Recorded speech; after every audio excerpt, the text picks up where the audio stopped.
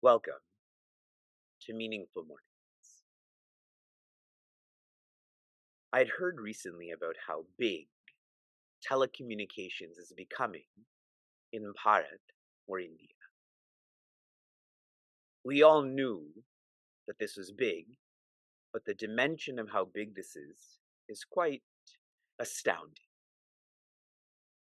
And in the research on what people use their phones for the most, researchers have come up with ABCD. Guess in the chat what ABCD stands for. A is, and I laughed a lot when I heard this, astrology. Indians love their astrology. B, Bollywood. That's apparent. On Wednesdays when I go to see movies by myself, now 50% are English, 50% are Hindi Punjabi. C, cricket. I think the World Cup is being hosted by America this year. And D, devotion. People love to keep background chanting on while they're vacuuming and cooking and and so on. Now, as we think about ABCD more, astrology, Bollywood, cricket, devotion. And here again, I mean devotion in a sit and sing way, not a seek, support, serve way. Are any of these long term? Are any of these long term purposes, causes? They're not.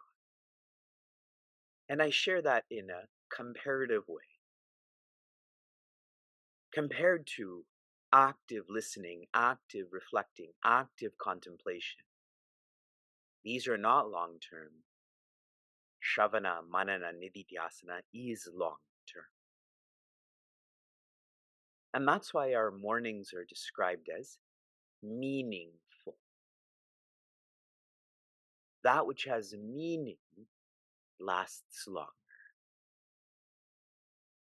Think of your meaningless relationships as compared to your meaningful relationships, which have lasted longer. I forever point out that there's maybe a third of people in meaningful mornings I've never met in my life. There's so many who tell me they join meaningful mornings, but I don't even know that they join meaningful mornings. But we do have a relationship because it's based on meaning.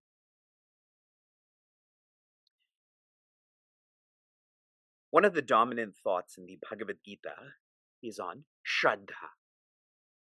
In English, faith. Shraddha, in a practical sense, means to hold on and follow through. If you hold on, you will follow through. And if you're not following through, then you're not holding on. Such a notion of follow through started with the introductory subject of the Bhagavad Gita in chapter 3 on Karma Yoga. We had explored exhaustively to engage in the right actions with the right attitude. Now, fast forward to chapter 18, that is Tyaga, or renouncing results. If one follows through with this, they will be led to the right Atma. They will know that they're not their experiences, not their equipment. In chapter 18, that is sannyasa, Surrendering actions here means surrendering doership. The final part of me is not the ego. And if one follows through with this, one is led to the right ananda.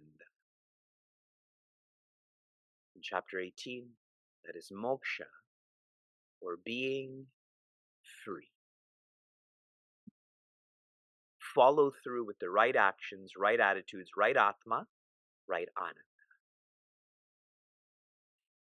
This is a tight system in which deviation does not need to happen.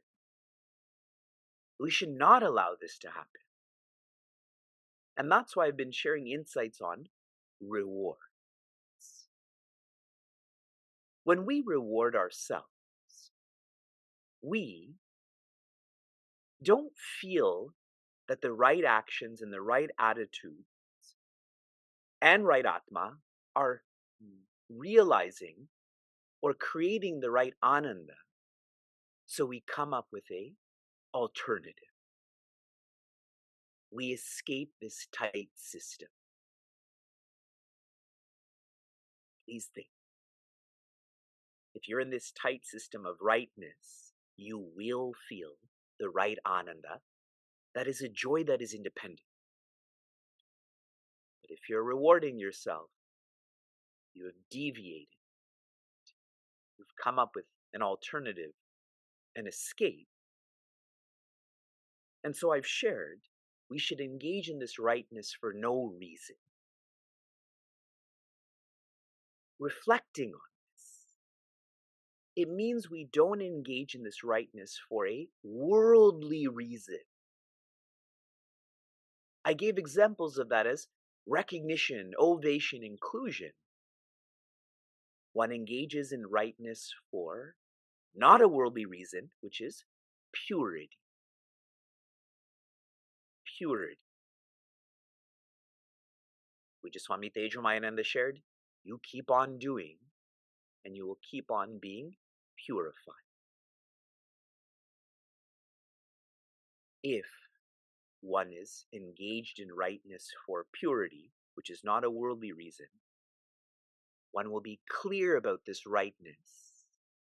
And so this result, which we justify as rewards, that will be purged. We will curtail such behaviors, such sentiments.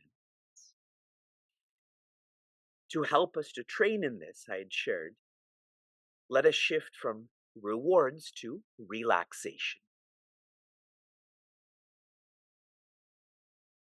Back in the day, when oil and engines were not as advanced, cars needed to relax, correct? That way you can continue driving. But if you don't relax the car, it will overheat. Our bodies are the same way. Vyasa's still sleeping right now because he had a demanding weekend. He grows just as much in rest as he does when he's not resting. So relaxation is needed, but what's to be noted with relaxation, it is still sattvic. It is still encouraging quietness. And you will know this because you don't long for this. You don't depend on this. I openly share that I enjoy movies, but if I can't go to a movie on Wednesday because I have a meeting or the kids are not well, I don't sit in my room and cry. I don't complain about it. I don't depend on that.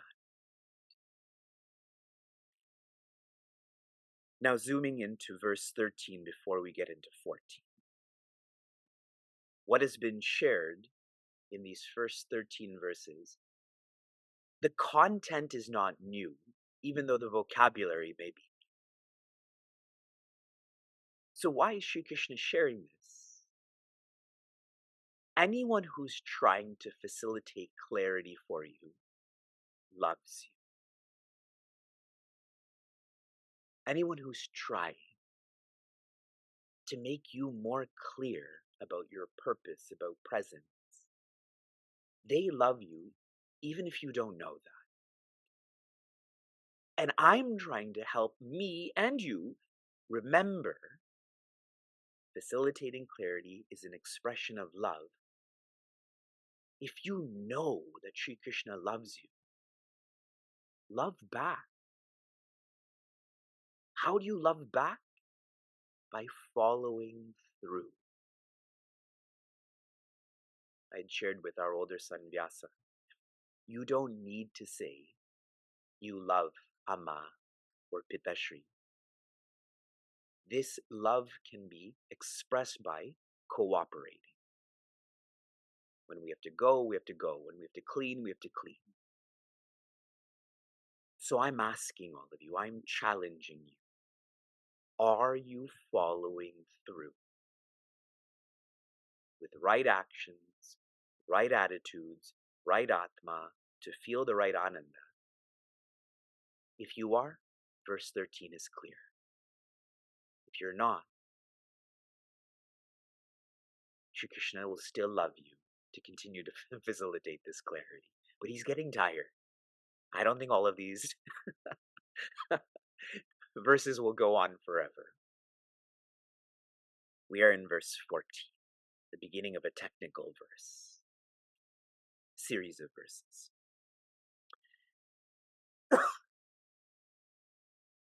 Excuse me. Adishtanam tata karta karanam cha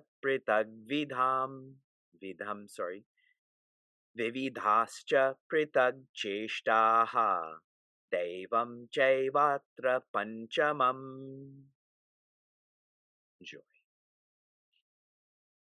In this verse, Sri Krishna shares that there are 5 factors which facilitate our doing.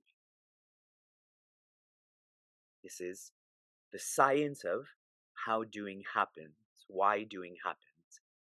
Here's what these 5 factors are. Number 1, adhisthana. In a very simplistic sense, that is the body. Tata, next is karta. Simplistic sense, this is the ego. Factor 1, from the outside in, is the body. Factor 5, from the outside in, is the ego. This sounds like a teaching you already know, correct? The Panchakosha, the 5 layers. In the second quarter, Karanam, that which does, Pritak Vidham, that which does in different ways. This is in reference to the mind intellect. Mind intellect. Okay? So I'm going from the outside in. So far, we have the body. Mind intellect is one factor in this verse. Ego. Everyone's with me? From the outside in. In the third quarter, Vividascha pritag cheshta. Cheshta means that which energizes. Pritak vividha, in different ways. This is referring to the breath, the pranas, the pancha pranas, referring to digestion, circulation, and so on. And now the most important. Pancham, the 5th, Deva. Devam here means the spirit. The 5 factors that facilitate doing are the body, the breath, the mind intellect, that's one factor together, the ego, and what's beyond all of these? The spirit. Sharing a few reflections. How is the spirit associated with doing? The logic behind this is, it is in the presence of the spirit that the ego, intellect, mind, breath, body function. If there's no spirit, there's no ego. So in the presence, here's another reflection that's more practical. The spirit is being,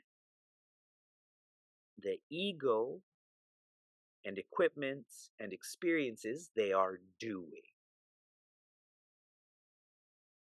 When you fall away from being into doing, that is where struggle manifests. Those who are being, no struggle. They can live in duality with no stress. But those who are doing, they feel they're the doer, they can create joy, they struggle. Many more insights will be shared into this verse. I hope this is clear to everyone, which now relates to our application. Your application was to guess what these 5 factors are. For those who had not studied this verse but did try to guess, did you come close to what these 5 factors are? Okay. I see someone who's 2 years old who has her hand up, and everyone else who's been in Meaningful Mornings for more than 2 years, longer than she was born, none of you have your hand up. A reflection on this application is, as soon as we drift from awareness, we become an extrovert. A sign of the ego, and I'll share many more tomorrow, is extroversion. So if that's the case, naturally evolution would be introversion. Your application for this morning is, I want you to track, as you're engaged in this doing, try to track or feel these 5 factors. Body, breath. For simplicity, we'll just say mind. Okay? Mind, ego, spirit. Try to feel how all of this is being done. Shanti, shanti, shantihi. Be joy.